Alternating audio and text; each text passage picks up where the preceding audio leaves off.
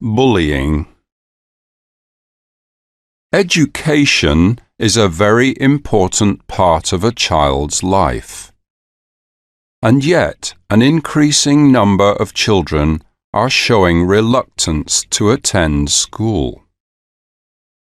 It is not that they find the work too difficult or are afraid of the teachers. No, it's because they are being bullied. School bullies can make other children's lives a misery, and their bullying takes different forms. Often, they will use their physical size to intimidate those who are smaller and weaker than themselves.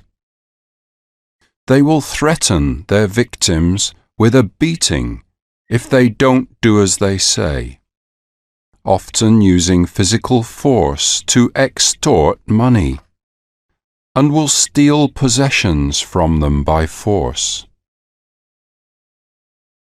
Bullies use verbal abuse as well as physical abuse on their victims.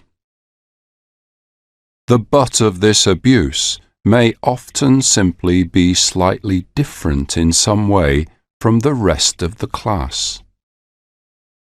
A child may have red hair, wear spectacles, not have the latest fashion in shoes, have only one parent, or be of a different race, for example.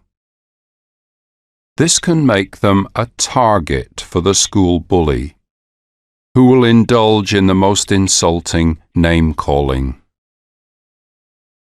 Some psychologists say that the desire of the class bully to dominate the others is a result of an inferiority complex or some personal unhappiness.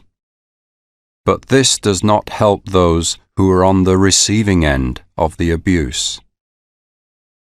So great is the bullying problem that many schools have been forced to draw up an official strategy for dealing with it.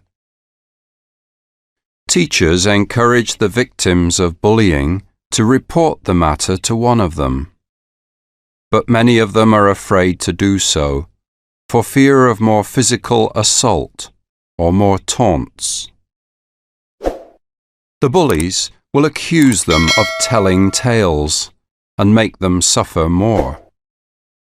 Furthermore, those who browbeat others, although domineering, can often appear to be charming to those who are in authority.